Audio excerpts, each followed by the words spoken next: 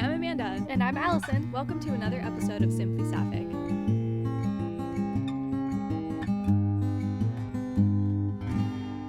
Hey everybody, welcome to another episode of Simply Sapphic. And we actually have some pretty amazing news. We have reached the end of season 1. Woohoo! I can't believe we actually did this. I know, that's wild. We're like it happened. It happened. Yeah. I mean, there's so many podcasts that are like, you know, they do like 3 episodes and then they're done. So I think... Well, somebody was like, wait, have you made it past 10 episodes? And we were like, super. And they were like, congratulations, you've made it into like a smaller group of people that like go past 10 episomes. We're elite. We're it's elite. Fine. We're Top elite. 99 percentile. We're elite. No big deal. Overachievers. Overachievers. Yes. I mean, that just goes to say how much fun we've had doing this podcast. And we wanted to do...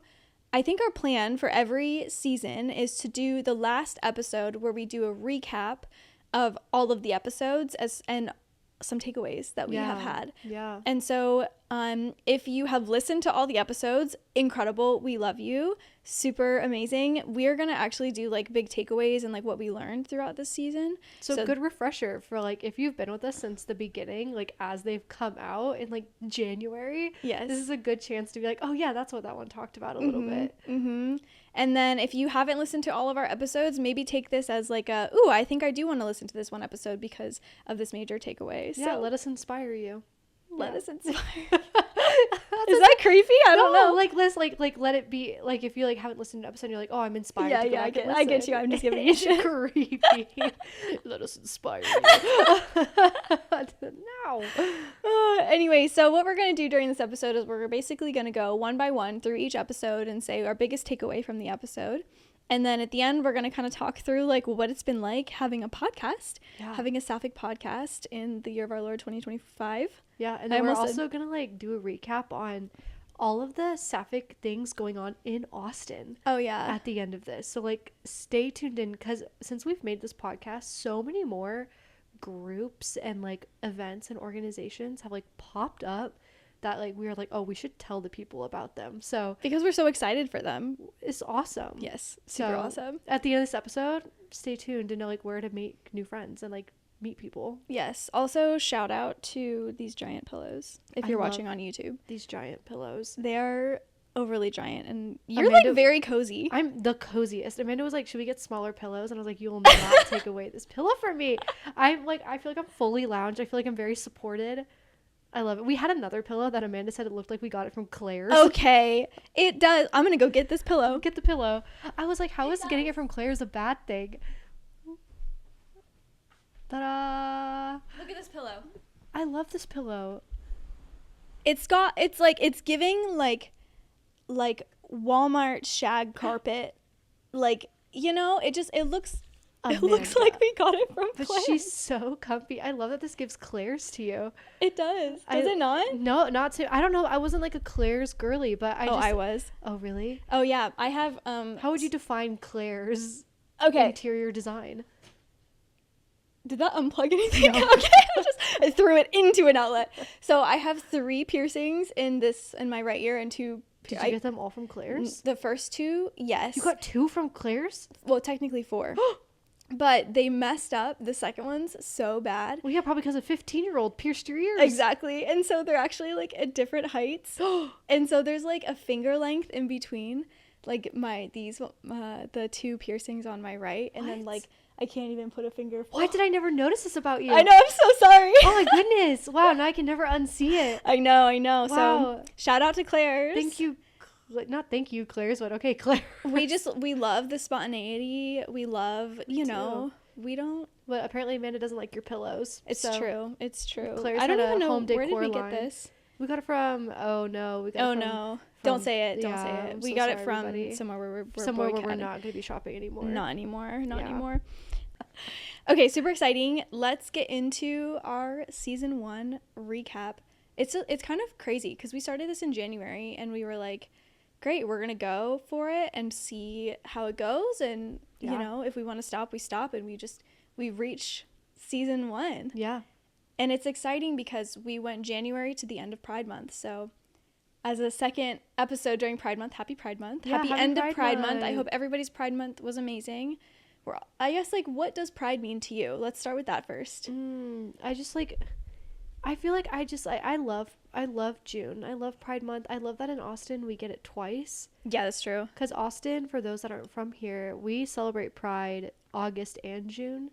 And I feel like Pride Month for me is like a reminder to stand by your joy and to stand by yourself, like to fight for you and to be happy for you. And it's just like such a time to encourage that. And like I feel like especially right now in my life, that's like such a powerful thing, is like I feel like especially with all that's going on in the world and what's going on like in my personal like family life, it's this month has just been like, fight for yourself, fight for your joy, fight to be happy, because sometimes you have to fight for that. You have to fight for your joy, and you have to fight for your peace and for your safety, and just like, yeah. So I just feel like June Pride Month is just like a call to that. It's like, stand by yourself, even if you feel like no one else is. You can stand by you, and you can fight for your joy, and you can achieve that joy. It's possible. And I think June is just a chance to get to do that and to get to celebrate with everybody and to get to also like look at like what we've accomplished, and I love that in Austin we get to do it twice. Yeah, I mean, the reason why we do it twice is because apparently it's too hot in June, but it's also hot in August. I think it's worse in August. So we don't really know why, but we're not complaining. But yeah, I mean, I think you hit the nail on the head in that there's so much going on in the world right now, and it's so easy to feel anxious and like tired and overwhelmed, and you just want to like crawl into bed and like, you know, like be in that sorrow. And I think Pride Month, it's so important because it reminds you like, yes, fight, yes, like go out and fight for everybody and fight for yourself and your friends and people all over the world. And also you're fighting so that you can be happy. Yeah. You're fighting so that you can be proud of who you are, so that you don't have to hide. Yeah. And so be visible. Yeah. Go out, kiss girls. Yeah. You know? Well, I think like also like there's not only like external fighting, but like when you fight for yourself, I also think you're fighting all your insecurities. Mm-hmm. Like you're looking at whatever you might be struggling with, whether, you know, you're like, I don't think I'm hot enough, or what, like worry that you may not be queer enough, or maybe you have some family members saying some unkind things to you. And I think Pride, not only are you fighting for like our rights as people, but also like looking in the face of those voices that are happening internally and going, this month you're going to be quiet, and this month I'm going to be happy. I'm going to choose it, you know. And this month especially. Yep. Yeah. Like I think something that was super huge for me this month was there was a video that went viral of, it starts off with this guy, like visibly queer guy, getting onto a subway somewhere, and this like straight passing guy, like really buff guy, is sitting across from him, and the visibly queer guy is like kind of getting uncomfortable, and then the guy pulls out his phone and he has a Pride wristband for his Apple Watch. And just like the importance of being visibly queer for the people who are like battling voices, who are afraid, you know, it just makes us stronger as a community. Absolutely. And I just like, I love it. I love June. June to me, I'm like, do you know what's funny is I think when people are like, what is your favorite holiday? Honestly, Pride is, I've never thought about it like that. it's a holiday to me. Yeah. I'm like, coming into June, I just like, there's something about it that I'm like, it's so joyous and just so full of life and so full of just, I don't know, like possibility and camaraderie and silliness and also advocacy and I just, it's like my favorite holiday. I love that. I never it. really thought about it as a holiday because it's like a whole month, you know, but yeah, I love that. I mean, we take Christmas as like a whole month. I feel like people start celebrating Christmas like December 1st. No, you're so right. You're so right. Some people like before like Halloween ends, like I feel like Halloween starts the second Pride ends. Yeah. Like yeah, you're so right. Yeah. You're so right. That's Pride funny. ends July 1st, spooky season. Also, I will have you guys know that we are recording this in the middle of the most random, crazy like downpour right now. Everywhere around us is blue skies, yes, except for like our house. I literally looked up and there's a single like gray cloud above our house. Yes, like giant rain Yes. cloud. So you're welcome for the The like little ASMR. the ambiance of a cute little raindrop day. It's kind of making this feel even cozier. I know it does. I know. I'm But just not. I'm already warm. I'm like, I wanted to join you with the with the blanket. but I was like, oh. Oh, I love it. I just feel like I need something cozy. No, and I love soft. it. I So love that let's for go. you. Okay, let's jump into our first season. Okay. Oh my goodness. So it was our so much fun thinking about all these because yeah. it was silly going from like episodes where it was just you and I. Yeah. And to being like, oh yeah, we had people. Like, Yes. so good. I mean, it was really cool because I feel like some of my favorite episodes were the ones with our guests 100%. on. And so, but I also like there was something really cool about just you and me talking about our experiences and stuff. And so our first 3 episodes are just us. Well, and it was actually also fun, first like 4, 5, 6, 7. Our first 7 episodes were yeah. just us, which was kind of nice because I feel like it helped us feel out what this was and like how to do it. Yeah. Because there was a huge learning curve. I mean, it was a big question mark of like, we've never run a podcast before. Yeah. We don't know. Like, we don't have podcast friends. We didn't. Now we do, which is very fun. But yeah, so we started off with kind of a question that we were like, our audience is probably already Sapphic. That's our audience. But I do wanted to start with like just a foundation of like, how do you know that you're queer? Because I think it's a good resource to have out there. Super good resource. And we talked through the Lesbian Master Doc and we talked through like all of these things. And so what was your takeaway from our first episode? Oh my goodness. I honestly, and I think this is a takeaway just from this whole season, but being queer can look like however you want it to look like. I think we did talk, like we have other episodes where we talk about labels and things, but I think queerness is really defined by you and whatever you want it to look like. I think that's like, and I love that, like if you think you're queer, if you say you're queer, you're queer. Yes.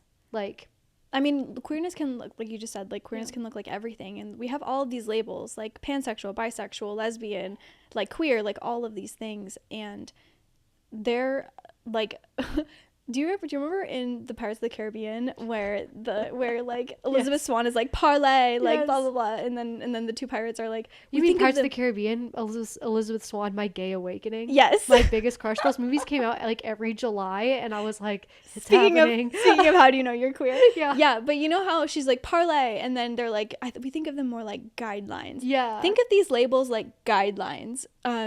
Like you can be a lesbian and still think that Hosier is hot because he's basically a lesbian, right?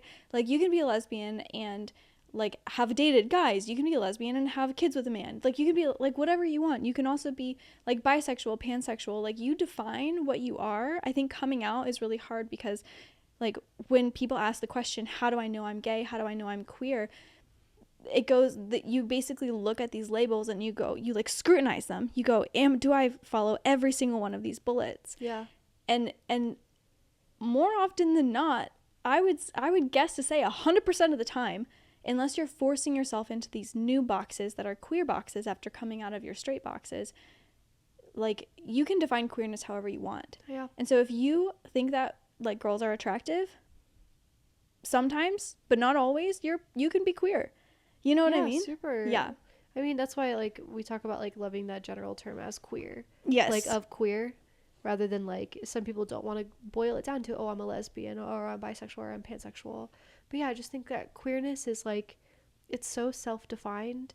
And, yeah, if you think girls are hot and you're attracted to girls, or, you know, if you're, like, a trans masc and you're like, I'm attracted to boys, like, do it. Like, you're queer. Like, welcome. Mm-hmm. And I just don't think anybody has a right to tell you that you're not queer enough, ever. No. And it's like, we'll talk about this a little bit later, but like the toxicity in the queer community of like, oh, you're not queer if, like, why are we doing that? Yeah. Why are we doing that to each other? It's just a waste of time. Just a waste of time. I mean, in my own coming out journey, I went from like, I'm bisexual to I'm a lesbian to I'm bi again to I'm pan to now I'm just like, you know what? Because I've had such fluidity in the way that I define myself, like I'm just queer. Yeah. And I think that's beautiful. And I think, yeah, I love it. Yep. Okay, our next episode. The second one is, what do you do once you know that you're queer? And I think both of us agreed on this one. It was like finding affirming friends and affirming spaces, whether those spaces are in person or even online.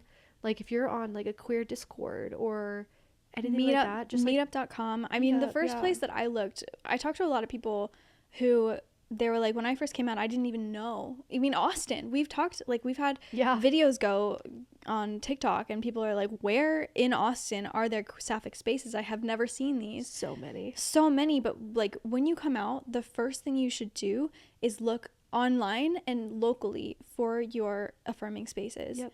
And so thinking about like going on meetup.com, putting in the search bar, Sapphic, for example, Austin, Texas, Sapphic your city, queer your city, Lesbian your city, lesbian bi your your city, however you identify, asexual, plus your city.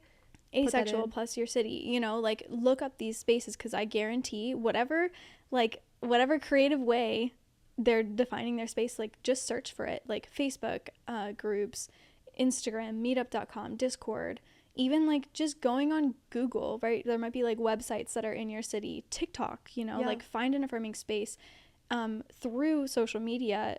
And if you don't have social media, you probably have meetups. So just like look online for in-person and online spaces. And like when you go to these in-person things, don't be afraid to ask where there are others, because oftentimes people there are going to other ones as well. So it's so good to be like, hey, I'm here, but like what other things are you all going to? And then they can like help you find other places as well. So and while you're Googling, like learn about queer history. I will say this till the day I die, the closer you are to the queer community, the more integrated you are in the queer community, and the more you know about queer history, the easier your coming out journey will be, right? If you come out just trying to affirm yourself to your straight friends over and over, it's going to be really hard, because you don't have to explain yourself. You don't have to explain your coming out. You don't have to explain why. Like, I had somebody when I came out, they were like, so what is lesbian sex really like? I'm like, ew, no, that's not what I want to talk about. I want to talk about this incredible, colorful journey of me finding myself. I don't want to talk about lesbian sex to you, like cishet man. Yeah. You know, you don't have to explain yourself to queer people, and the more you arm yourself with queer history and why things happened and what happened in the past, the more ammo you have to explain yourself to people when they do ask. Yeah, it's true. Yep. So good. All right, our third episode was how to come out. Oh, and man. Your big one. I think one that both of us, when we came out, we didn't even think of this as an option, and it was the order. Oh, yeah. I mean, I think of the first 3 episodes, oh, man, the 3 episodes that we first published were so good, and I highly recommend watching all of our episodes. But how to come out to your family and friends was so tactical. It was so like, you take it and this is exactly what you do. We walk you through step by step how to come out to your family and friends, from unaffirming to super affirming. And yeah, one of the big things that Alice and I did not think about when we both came out was the order. And so we were searching in all of these blogs and resources online on how to come out, and kind of summarize and synthesize them for the episode. And one of the big ones was come out from the most affirming people in your life to the least affirming people in your life. And in our episode, we talk how you can kind of figure that out if you don't know how to figure that out. Yeah. But I loved that. I was like, oh, I wish I had known that was like a tactic I could have taken. Because I think I just came out. Oh, yeah. I mean, I came out just everybody, right? Yeah. And I think what's important about coming out to your most affirming people first is as you come out, you're building your support network. Yeah. You know, so that by the time you get to like your homophobic uncle, like you have all of these people behind you that if it goes badly, you can go and like get a hug from these people who already know who you are. Yeah.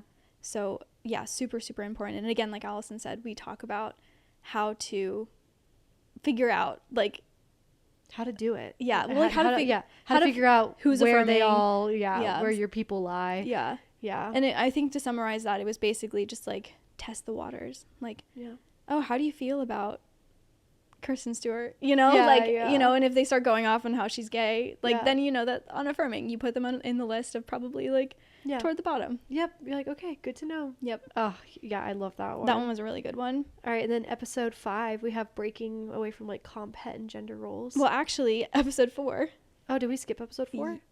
How to make friends. Oh, how to make friends. Yes. Whoa, let's talk about friends. Yeah. Okay, yeah. And that one was like, I feel like how to make friends was threaded throughout our entire season, because every single episode we were like, the most important thing that you need when you go through this is community. Yeah. It's so, so, so important. And so in episode 4, we talk about like how to find community even more in depth than we did in episode 2, which was like, what do you do when you know you're queer? Like, finding community was just like a point in that, and we dive deep into how to make friends, how to look out for toxic queer friends, because there are toxic groups that have homophobic and transphobic as a foundation. And I think something that, like, even from talking with folks who listen to the podcast now and like hearing stories, is like, it's such a good reminder to be like, there unfortunately in this world are not nice people, but that's not the entire community.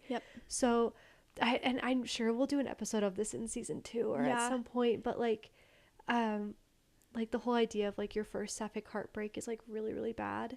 And like sometimes like first groups can be kind of like, or like people just having very maybe not positive experiences, but reminding yourself that that's not everybody. There are some really wonderful, beautiful people, kind people out there who are ready to have you as their pal, you know, or to date you. And so in that episode we talk about like how to find those people that do want the best for you. And because there is internalized homophobia, and there is, you know, people with their issues. And I mean, in every single community out there, everyone. Right? And so us bringing even the mermaid community.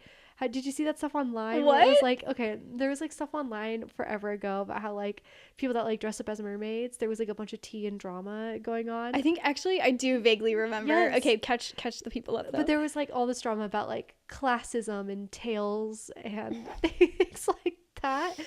But I think like that just goes to say that like no matter what group you're a part of, there are going to be, you know, your few like bad apples. Or I want to be on your For You page. Honestly, you're on mermaid. My For You page is so weird. It's like cute puppy dog videos. It's like random stand-up comics, and then like these like niche communities. Mermaid tea. Mermaid people. So funny.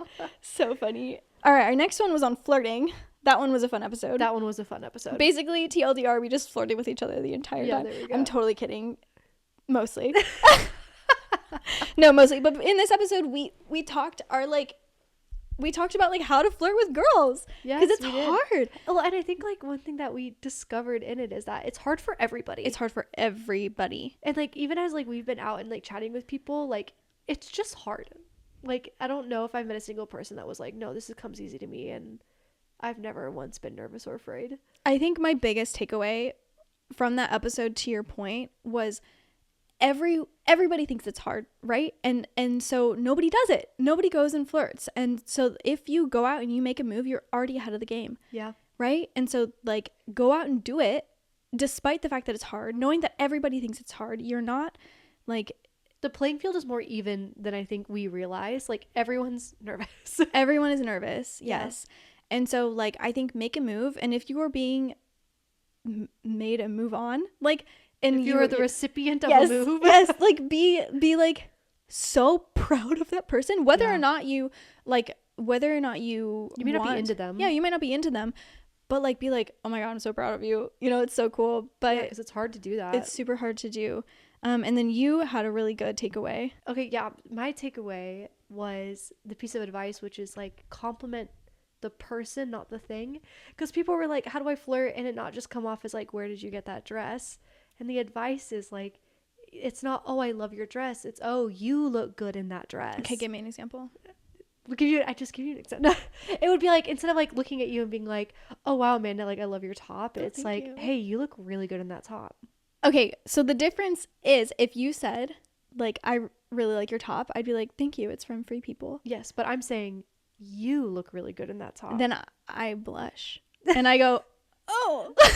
Right, because then it's not so much about the top, it's like, it's you. Mm-hmm. You're less likely to be like, oh yeah, I got it from Free People, and now it's like, oh, are you flirting with me? Yes. And I think that's just I love that like really like concrete, solid piece of advice. Yeah, and more, so if you watch that episode, we basically give you like pickup lines to try and like things to basically go for, and how to go for it, how to approach somebody, and how to get in the right mindset to go and do it. So it's if you're not in the right mindset. Yes.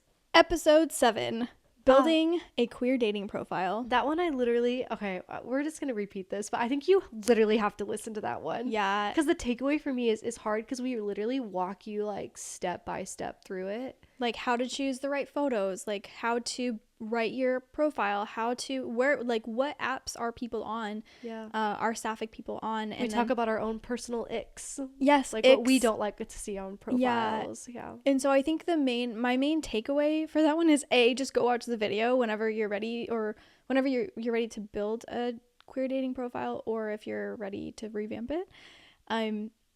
Just watch it, but also like just put it's so hard to like we were talking like, what was your takeaway? I was like, the takeaway is to just watch it. Yeah. Maybe I'll make like a little TLDR like downloadable thing on how to build a queer dating profile. What does TLDR mean?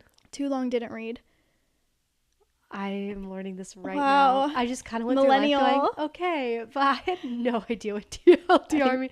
Amanda says this a lot. Amanda will be like TLDR, and I'll be like, Okay, my friend group in California, I mean, we're still friends, but like we literally had a group chat called TLDR where we would just talk and talk and talk and talk. And so like it was just so much. And so we named our friend group TLDR because we would just talk, and then people would pop in and be like, oh my God, you guys have been talking for so long and I've only been gone for like 3 hours. Like, give me the TLDR, too long didn't read. So TLDR, I mean, we didn't make that up. That's like a standard. Oh yeah, no, I just am not as online as you are. Hilarious. Did I just get insulted? Am I complimented or insulted by that? So funny. You're more hip with it than I am. Amanda has all the lingo. As the elder gay in this relationship. That's so funny because you feel like it should be opposite. Okay, episode 9. Wait, no, my takeaway from sorry. one. I'm sorry, okay, baby. Wait, my takeaway, and you also were gonna skip episode 8. How could you? Oh my God, I've done it. Wow, too. it's happened. Numbers are hard. Okay, so number 7, queer dating profile is. I think my biggest takeaway was like showing like your most important aspects of you, and also like I love like showing your joy, showing the positives rather than like focusing on the negatives. Like I don't want, and instead of being like I love these things. Oh my God, we just vent. There's a lot of venting that happens toward the end of that episode, because like one of my biggest icks whenever I was on the apps was when people are like, God, all these girls with the filters, I hate it, like if you have that, gross. And I was like, that's your first impression. Yeah, that's super weird. So then I instantly swipe left. But yeah, so highly recommend watching it, and just like put your best foot forward, talk about the most important things to you, and leave out what's not important. Great. Cute. All right, our next one is, this one was with our first guest. Yes. It was with our friend Amanda, who in the episode coins themselves as Other Amanda. Yeah, it was so funny. Okay, so Amanda was our very first guest. Amanda's a dear, dear friend of ours. I just sounded like a grandma. Dear, dear friend of Amanda, ours. our dear friend. A dear friend. We have her over to play bridge. Oh my God. My last name. Oh, yeah. Whoops. Anyway, so we had her on because we were like, okay, let's just trial having a guest and see what that's like. And we had her on, and she told us some like really funny stories, because she had been like kind of dating and like going on dates without apps. Dating without apps, like dating in person specifically only. Without apps. So we wanted to kind of talk to her about that. And so let's see, like biggest takeaways were, but like, also the funniest part about that episode is that, so we talk about dating off the apps and everything, and not like 48 hours after we finished the episode, Amanda's like, by the way, I now have a girlfriend. Oh yeah, so funny. We're like, we hadn't even launched the episode, and Amanda's like, I have a girlfriend now. And I was like, we just like gave you snatched up. We just gave you like the biggest like shout out as like, hey, date our friend Amanda. And then she's suddenly so good. Which, I mean, it goes to show though that you should listen to that episode, because clearly what Amanda did worked. It works. So, and her girlfriend's awesome. And her girlfriend is amazing, super amazing. We're very happy for them. Okay. Dating off the apps, my biggest takeaway is that there are Sapphic dating there are Sapphic dating events. So what Amanda did, like her whole strategy was like queer, what was it? Like pitch a friend. Oh yeah. Queer speed dating. Yeah. Like Austin has all of these dating events that you can go to, and that's like, I find it easier, and Amanda found it easier than just going to a bar where like a bunch of straight people were, and then kind of like guessing who is who's who queer. You can flirt with. Yeah, exactly. Yeah. Yes. I also loved it because Amanda in that episode really talks about how confidence building takes time. Yeah. And that like it's okay to take baby steps and to keep trying. Like it's okay to like go to an event, maybe only talk to one person, and then the next time you challenge yourself to do more, and that your confidence doesn't have to come like overnight. Like you don't have to like wake up one morning and be like, I have no more fear ever and I'm the greatest, you know. It's okay if it takes time. Yeah, and I mean, I think what was important about having Amanda on is because Amanda like openly talks about how she's socially awkward, Yeah. and so it's not like we have this like super outgoing, awesome person that's just like, come on, just do it, right? She like talks through like what she did to build her confidence and like how she goes about picking up girls. Yeah. I guess picking up girls isn't the right thing, but like dating off the apps, basically. Yeah, super. Yeah, Amanda's great. So tune into that episode for sure. Yes. Our episode 9 is with Eva Bloom on building your confidence as a late bloomer, which I think something that you and I have discovered as like we've talked with more people is late bloomer can mean anything. It can mean you came out at 25. It can mean you came out in college. It can mean you came out at 80, right? Late blooming is like whatever. For me, I consider myself a late blooming lesbian because I missed college. I wish I could have come out in college, but I didn't. And so I had to figure everything out when I turned 30. But then I talked to people who came out at 25 and are like, you know, same thing. Like, oh, I wish I did it before I was in this relationship. Or, you know, like I wish I came out before I got married, you know, like all of these things. And it doesn't even have to be like, I wish. It's just like you come out and you define your journey. And I think one of the biggest takeaways from Eva, who's amazing, it's hard because I don't want to rank these episodes because they were all amazing. But to date, it was like, I think Eva's episode, I was like, oh, I'm learning a lot from you. And my biggest takeaway was that like heterosexual culture from a queer perspective is very boxy. Like this is the box that you are in when you turn the certain age, right? You turn 27, you have to have a kid. That's your first kid, right? You turn 30, you turn 25, that's when you get married. Like women quit their jobs to take care of the home.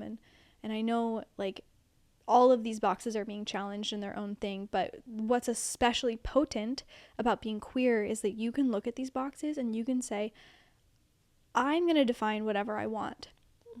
And it's scary being a late bloomer because I feel like for me personally, I defined myself by a lot of these boxes, and I had a lot of anxiety around like, oh my God, like I'm 30, I should be married and working on my first kid by now, but I'm queer, I'm starting over. Like, what does this look like? Yeah. And so, I mean, that feeds into your takeaway that we had talked about, but I think the biggest takeaway for me is that like define your own life. Yeah, and I like what that time thing is. In that episode, we talk a lot about this idea called queer time, which is that queer people experience time differently. I had never heard of that till Eva brought it up. Oh, and it was such a good, like, just 2 words. Be like, oh yeah, queer time, you know? And it just felt like it added a layer of, I don't know, like justification or like just being like, yeah, I might be coming out at 25, but I feel like I'm 16, you know? And it's because, oh yeah, for the first time, you are experiencing these things that your peers got to authentically experience at 16. You now get to authentically experience at 25, 30, 40, whatever age you are. And so now your relationship with time is different.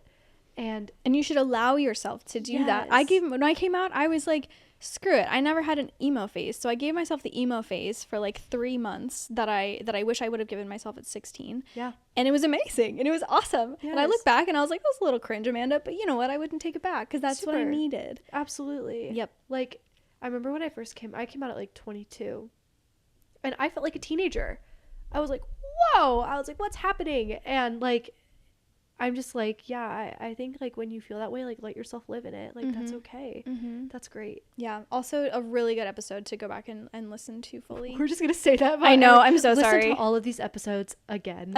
And then we had episode 10 with Sid. Oh my God. Sid from Out Wellness, which is in Austin. So shout out to Out Wellness. They are a queer and trans affirming gym. Like fitness and wellness space. Yeah. So it was cool because Sid came on and was like, we think about wellness as like your body, but also like we have like sex ed classes, we have financial wellness classes, we have like all friending. They just did a friending event. Yeah, like so cool. I honestly, I think that Out Wellness, after the episode and after learning so much about it, I was like, this is probably the most powerful space in Austin for, I mean, I hesitate to say it because I don't know every space, but a very powerful space in Austin for the queer and trans community.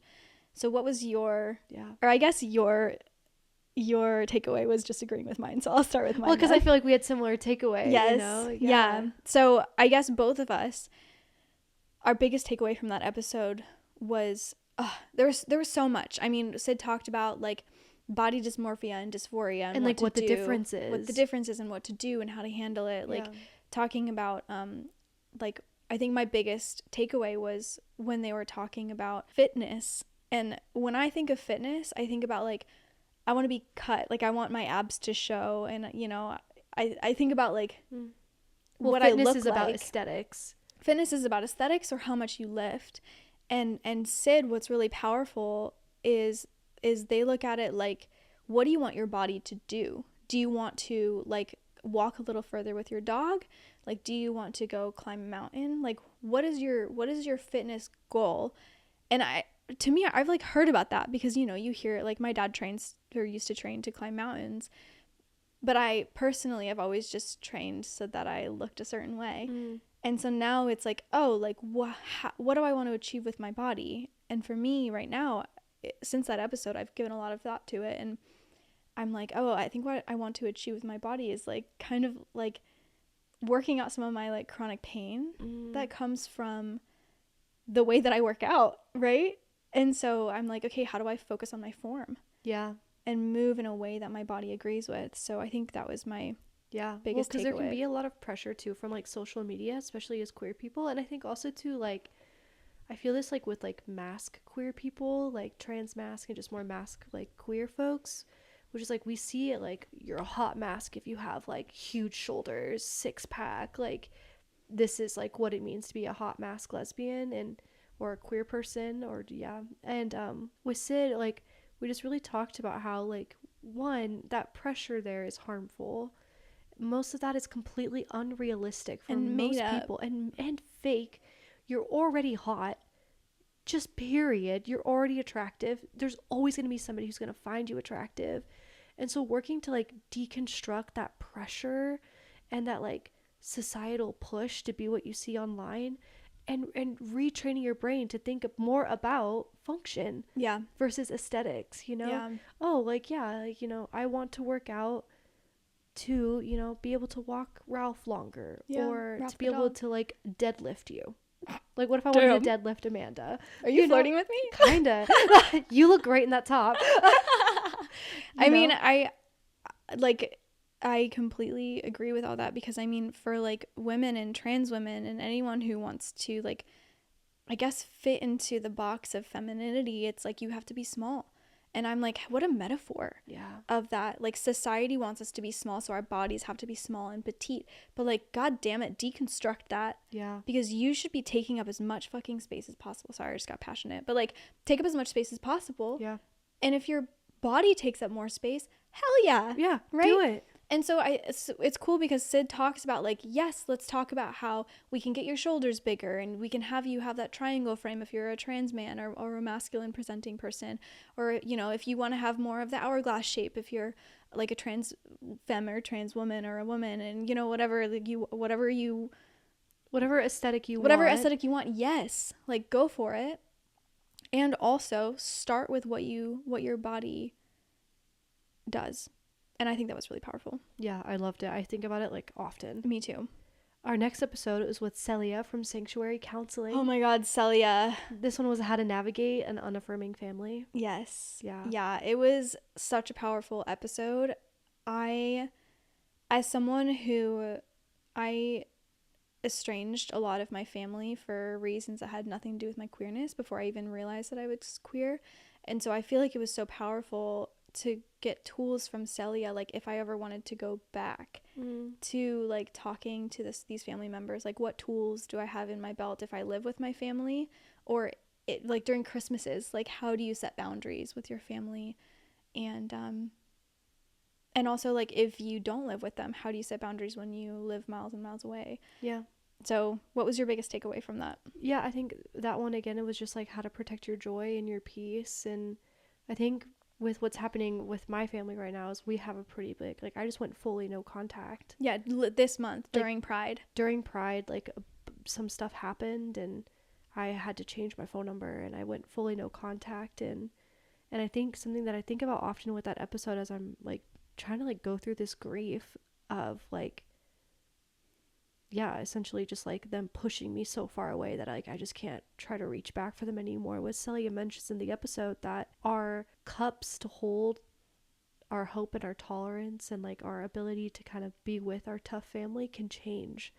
So like years past, I had a lot more room to be able to handle it and to be able to face it and to be like, you can't be mean to me, like, but I'm still gonna talk to you, and I'm gonna hold that hope and I'm gonna hold that space. But then with what's happened, and we talked a lot in that episode about like sometimes with family like this, they're gonna try to push your boundaries and you have to reestablish your boundaries, and it's okay when you can no longer handle some things that you could handle. And that's where I'm at right now. They pushed a boundary really hard, super hard, so I had to reset it again really hard, and now my cup is smaller. You know, because it's been 8 years. We'll talk about, maybe in season 2 we'll talk more about what's happening with me, but I think that's something with Celia that I really like take away, and it's helping me not like beat myself up, or like it's helping me fight the voices of you didn't try hard enough.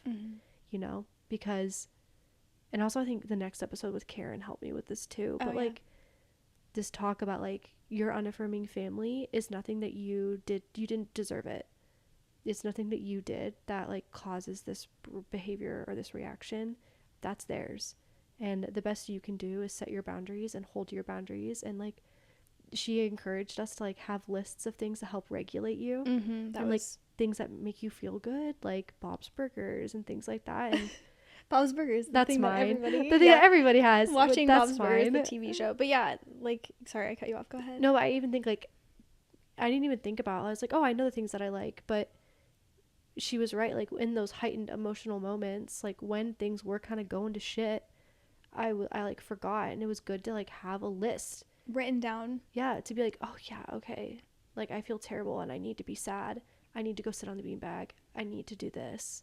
I mean, it's gonna help me. What's powerful about having a list written down is when you are at your lowest, you're not going to remember what makes you happy. Yeah, you're going to be like, what's happiness? Yes. Right? But because you would be like, what do you need? And I was just like, yeah, I was like, I don't know. Yeah, I do the same thing. And so like if you have this list written down from your happy self of like, this is what I do to recharge, this is what I do to recharge, this is what I do to like restabilize and reground, and then you just, even if you have to like numbly go through the motions of that list is so powerful. And it was like also good, I think, because like I know your list, like you sent me your list, and so then like I was like, Amanda had like a hard travel day, and I was like, oh, something she mentioned was that lemon water. So I like made sure to show up to the airport with lemon water, you know. And it's like, I think it's also, it was just such a good tool to then also be able to support you in those moments as well. Yeah, you know. Yeah, I think, yeah, honestly, like Celia and the next, I guess, yeah, our last episode of the season was like so powerful in that as well. Okay. Oh, I guess, so wait, it was after Celia, we talked about labels. So this was kind of a breaking up of like the more heavier topics that we had. And so this is just really fun. Yeah. This episode was like just us again. And we just like talked about anecdotes and like what all of these labels meant to us. I think one of the topics that people wrote to us about was like, can you just do like a definitions episode? And we're like, how do we do just like read, it's like reading from the dictionary, how do we make it an episode that's like engaging to listen to? And so we basically broke down like everything from like futch to top and bottom to like soft mass to golden retriever to dom femme to, like basically like Sapphic vocabulary 101 that you should know.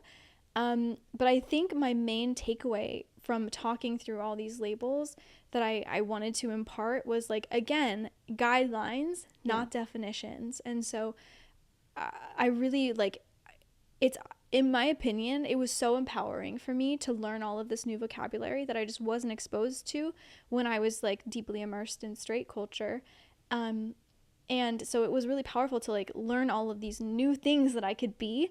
But then I think I like locked myself into them, right? Because I was like, I can't tell you, it took me years that I was like, am I a lesbian? Am I not a lesbian? And it was like every other month I was like, yes, no, yes, no, yes, no.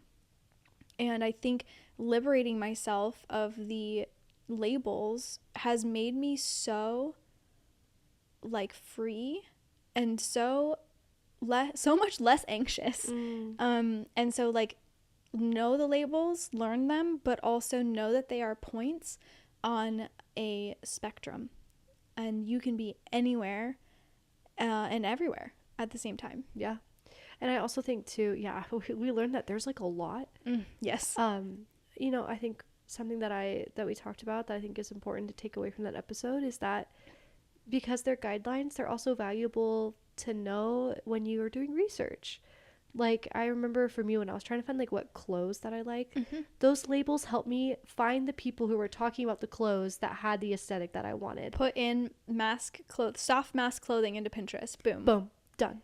With links, people with them on, how to style them. Super helpful.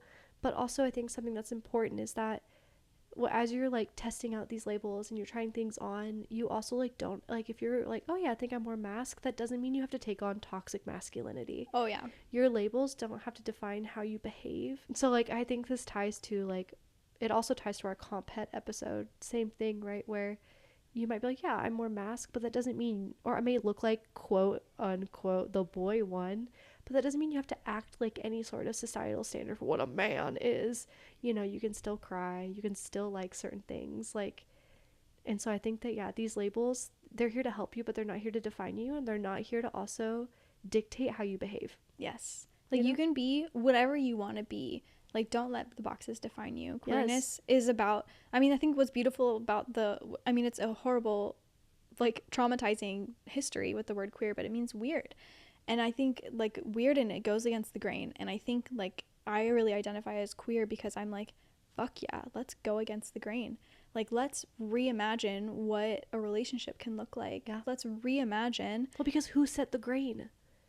We have to colonial talk about that. white Christian straight men, European men. So why do we have to fit into that? Ew, that's not me. No, I'd rather be weird then. Yeah, I'd rather be weird. I'd rather be weird. Okay, and then our final episode was with Karen. Again, I don't want to rank the episodes, but I'm still thinking about Karen's episode. I legitimately, did you leave the part where I kind of cried in it? Yeah, I was like, oh, like, this was deeply healing. This episode is called You're Not Going to Hell. You're Not Going to Hell, Healing Religious Trauma, with Karen Woodworth, who is Karen is a lesbian and a local pastor here in Austin with a very, like, they call it progressive Christian church. I mean, just affirming. She said 90% of her community is queer or trans or both. And I just think, like, her journey, if you listen to the episode, like, please listen to the episode, because her journey to even getting to be a lesbian pastor is so powerful, and how she just stood in her identity and what she wanted to do. I'm not religious in the sense that, like, Karen is, and it was still so healing. Just like I was talking to somebody about this episode, and they were talking about, like, you know what, sometimes you just need somebody to tell you you're not going to hell. Yeah. And not only did Karen, a pastor, come on and tell us and all of our listeners that they're not going to hell, but she came with, like, notes. She came with facts. She's like, here's why the Bible was mistranslated. Here's why, when, and how, and here are the things that... And here are the ramifications from that. Yes. Like, and, yeah. And so I think, like, I mean, we talked about... I mean, the biggest thing is, like, hate the sin, love the sinner, and... How messed up that is. And I think my biggest takeaway from that episode was, like, what is sin? And I didn't even know I needed to hear this as someone who's done a lot of deconstruction around... I grew up Catholic, and I left the church because of feminism. Because I was like, I was looking around, and I was like, as a woman, I don't think this is for me in here. So I left. But Karen has a really amazing view on what sin is. And I think what religious institutions say sin is it's very binary. It's either you sin or you're not. Either you're godly or you're not. And there's no in between. And Karen said that sin is anything that takes you away from whatever you think God is, whether it's universal consciousness, or whether it's God, whether it's, whatever you believe in. And if you don't believe in anything, It's anything that takes you away from yourself. And I was like, oh. Yeah. I was like, holy shit, I needed to hear that, because like, goddamn, queerness has brought me so much more into myself than So anything. then how is it a sin? Then it's not a sin. And I think that was my biggest takeaway. Yeah. Yeah. What was yours? Oh my gosh. So, because I have the opposite, I just come from a deeply religious background, deeply religious family. Like evangelical Christian? Yeah, like the non-doms, for anybody who knows what that means, or non-denominational. I'm thinking like I refuse to be dominant in bed. I'm a non-dom. I'm a sub. That's so funny. No, these are like your Christians with like the ripped jeans and the rock concerts. Like, yeah, classic. I just think like, especially just what's happening in my life right now, like hearing that when people tell you you're going to hell, and they put all of this, their own fear onto you, that it's nothing you did to deserve that. Mm-hmm. And it's not proof that you are. Nobody actually has the authority to tell you that, right? And so looking at that trauma, you can't blame yourself for that trauma. That's victim blaming, right? And I think that's something that I'm like still kind of working with, you know, is in my head being like, oh wait, like, did I try hard enough? Like, you know, for like this kind of stuff. And Karen just sitting here and saying like, you already did. You're enough as it is. And the stuff that they've put on you is about them. It's not about you. I think it was really great to hear. We asked Karen, what does she think God sees when they see a queer person? And I think that answer was like gorgeous. Mm-hmm. Oh yeah, it was like poetry. It was like poetry. And I think it was so great to hear. I don't know. It was just great to, I just agree with that. I just think not everybody, but I think a lot of people just need to hear it. Mm-hmm.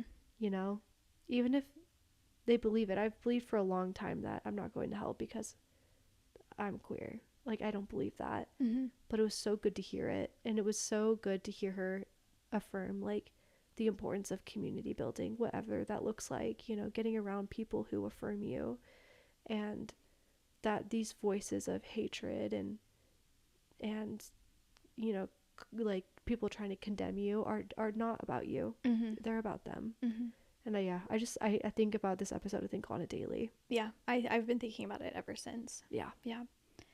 Okay, so kind of our second to last thing that we want to talk about is takeaways from running a podcast. Oh yeah, because I also feel like I don't hear a lot of podcasts talk about like what it's like to run a podcast, like to do it. Like, yep. And I think there was so much that we had to learn. Mm-hmm. I think like the idea was great and it was like awesome, but then like when you get down to the weeds, like learning how to audio edit. I mean, video, edit. audio, lighting, setup in our house, like the different timing, the different kinds of mics, but even like getting in the right mindset to come up and record. Yeah.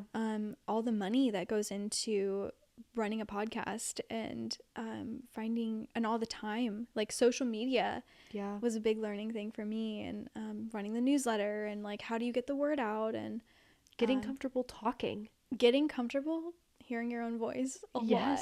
Yeah. I remember like our first episodes, it would take us like 30-45 minutes before we could hit record. Oh yeah. We'd be like, wait, what do I do? What do I am? What do I sound like? What do I look like? Wait, what's happening? But I feel like that was such a cool thing that we did for ourselves, because we were like, okay, we're not comfortable. There's big lights like shining on us. It's nice having you here, you know, because we're talking to each other instead of just talking to a camera. Like, I really admire the people like Gabby Wendy, like she just talks to the camera, and I love it. I'm like, really admire her for that. But yeah, I mean, it's like, it's hard. I think, you know, I saw a podcast and I was like, oh, that sounds simple. No, it's very complicated. Yeah. I mean, shout out for being Sapphic itself. Like, it's like, oh yeah, it's just simple to be Sapphic, simply Sapphic. Yeah. Shout out, title drop. But like, you know what I mean? But it's complicated. And I think like we have had such an amazing experience, like getting to know people and learning from people, and having so many people have been so down to help us. Oh yeah. Which has just been lovely. It's been just the amount of generosity that we have come to know is like life-giving. I mean, and all the connections that we've made, like other podcasts, like shout out Let's Be Honest Podcast, who's based here in Austin. Shout out Hello Trauma Brain, who supported us from the beginning. That was one of the first podcasts, like whoever, like she's like was the first person to reach out to us. Like what else? There's so many podcasts and people. Like low-key, like Pod on the Cob. Pod on the Cob. We love Pod on the Cob. We love Pod on the Cob. So like an old friend connected with me, an old coworker connected with me, and he was like, yeah, I have a podcast about movies with corn in them called Pod on the Cob, and it's just been like supporting us ever since. Like, who else? Like, there's just been so many, and we've like, and like actual friendships have come from these. And so while it's been like a ton of learning, it's been great to, this learning has brought in a community. And I think sometimes like when we think about like art creation and content creation, it feels very lonely, and like people are like, I don't want to share my ideas, I don't want to help you. And I think we've had just such the opposite experience. I mean, because we don't gatekeep, right? Our entire podcast is all about not gatekeeping, right? And so like, if you have a podcast, or if you have an idea for a podcast, like literally hit us up. Like we are so excited to share everything that we've learned and connect with people. It's just like somebody said once, I went to like this tiny podcast meetup in Austin, and they were talking about the like phenomenon of the podcast person, like someone who listens to podcasts. And it's like, there's just so much like care that people show themselves to like love themselves enough to sit down and like learn something and, you know, like connect with people. Because I feel like podcasts are so human, you know? Like you're not like reading from a book that's been super edited. I love audiobooks. I'm not shitting on them. I do listen to audio. I love an audiobook. But there's something so like human about sitting down and having a conversation and listening to it. I love it. So I just think it's been a lot of learning and a lot of like just wonderful community building. I think like my big takeaway is that I'm grateful. I'm grateful for how much I've learned. I'm grateful for like, I mean, like even adding a business aspect to our relationship has been a learning curve. Well, it was a whole new dynamic that we had to learn. And I think it also like it just brought up that we were like, oh wow, I have a defense reflex or something like that, you know? And it was just like a whole new way that we had to learn how to communicate. Oh yeah, for sure. How to show up for each other. Because I'm like a perfectionist, and so in the very beginning I was like, I don't know, I have this like trauma that I feel like I healed from in the building of this podcast, which was like, if something's not perfect, I'm gonna die, you know? Like I literally was like, if I'm not perfect, nobody's gonna like me. If this podcast isn't perfect, like we're gonna get canceled, you know? And it was like the lighting had to be perfect, how you were sitting had to be perfect. And I think like through this podcast and through like how patient you were with like me and everything, and you know, we've got like a couple of episodes that we just didn't publish because it was, you know, like just being gracious with the process and the imperfections of like sometimes it's not going to be it. I think if I just feel like if art demands anything of you, it's you gotta let yourself go. I mean, your patience, and like you gotta kind of let go of the side of the pool and just float. I mean, I'm just grateful for you. Same. Going through this with me. I know it's been crazy. It has like been. Amanda's been like, as I've been trying to like learn audio editing, Amanda's seen me be like, I know, sorry. I'd be like, what's happening? I mean, well, it's interesting because it's like not only audio editing, but it's like Spotify will make our audio super the volume really low. And so you'll crank it, and like Spotify will be like, nope, it's gonna be quiet as fuck, you know? And so I'm like, people are talking to me about how they can't hear. Oh yeah, there was one episode day when I was editing that I literally listened to it on like every device in the house. I was like running around. I was like, I listened to it in both cars. I went out on my phone. I listened on a computer. I did the headphones. But and then still people were like, hey, I can't hear. Yes. And so I was like, wow, what do we do? And so like, yes, and I think it's just like a learning curve, right? Like we've never, you know, this is our first time living. This is our first time doing a podcast. 100%. So we appreciate everybody who hit us up and were like, we can't hear you, because we wouldn't have known. Well, and then we got some great help. Oh yeah, and because of that, exactly, like Amanda came over. We met some podcasting people. Oh yeah, shout out. What's their podcast called? The people who do the soccer, they interview the dogs. Oh no, I forget what it's called, but shout out to like Austin. Is it Austin FC? Oh, what is their podcast called? A couple of our new friends have a podcast where they literally interview dogs. It's like a soccer podcast where then they also interview dogs. It's hilarious. It's so funny. It's super funny. But yeah, it's just been great. It's been great. So okay, so ending our first season, we want to let you know there will be a season 2. Yay, there will be a season 2. The way that we are going to set this up is we're going to do an on season where we have the podcast episodes where we're releasing. It's a lot of work to produce and publish these episodes. And then especially because we have full-time jobs. Especially because we have full-time jobs, and I go into the office and I have an hour commute each way. Yeah. So it's like a lot. It's a lot. But on our off season, like, we're going to be doing a lot of really cool things. Like, I mean, we're not making promises that these projects will get done, but this is what we're planning on working on. Yeah, I'm hoping to write a second book. Yes. So that's my goal. And then I am going to work on like a course or like a journal or something that basically takes like everything that we talked about in this first season and more, and makes it into like something that you guys can like reflect on. I don't know, some kind of like way to like an actionable way to turn all this advice into like action. And so I don't know what that's going to look like. I have like a lot of ideas, but basically we're still going to be on social media. We're still going to be posting. We're still going to be at events around Austin. Yes, we are. If you live in Austin, literally come say hi. I wrote this in my newsletter, but like when people come up to us and they're like, I know your podcast. Like, oh, it's awesome. It's awesome. First of all, it makes us feel famous. Like, I'm like, yes. Yeah. So I love it. We love it. So if you see us in Austin, you're like, I've seen your podcast or I've seen your social media, literally come up to us. It's like, we're like, oh, it's like, because I think when you put something out, it's for, you're hoping people are listening. Yes. And so when we get to meet somebody who is, it's like, oh, it works. And we're like we're nice people. Like, we want to meet you. We want to see you. We want to hang out and hear your stories. Like, literally come up and say hi.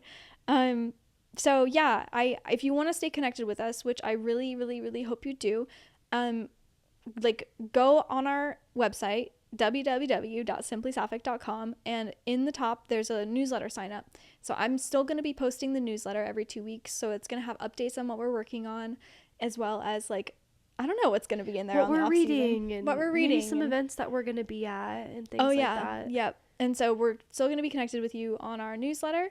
We're also going to be posting on Instagram. We might get back on TikTok. Yeah. I don't know. Maybe I'll go back to being a TikTok creator. Who knows? Who knows? You know. But during this off season, it's basically just our time to like create outside of the podcast and meet new people. So if there's folks that you want on this podcast, send us their handles. Send us their contact information. If you're like, y'all need to have this person on, let us know. Yeah, because we're also obviously going to be planning for our second season. So yeah, it's going to be cool. We already have some really awesome topics. I mean, we wanted to talk about toxicity in the queer community. We wanted to talk about like gender affirming care. We have like so many ideas that's going to come in season 2 and beyond. And so yeah, we're just like, again, so grateful for all of you for supporting us from the beginning. Like, this is truly grassroots. Like, you are here in the beginning. We're planning on being pretty big, so hopefully I'm putting it under spread the news. Manifest it. Yep. So we're planning on being very big, and so we're just really grateful for you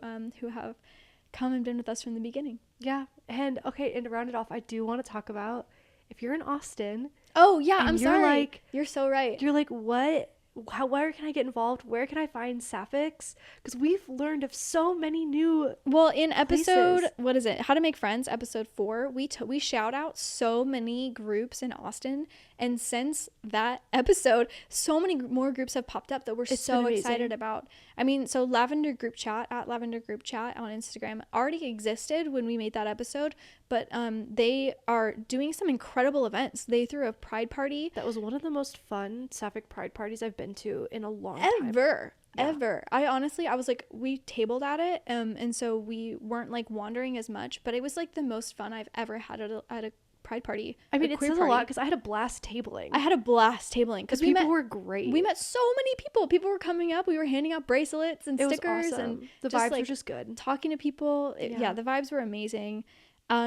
Sevens ATX is a new so the two people that run it, the two women who run it, used to live in DC, and they threw these like cocktail hours for Saphics.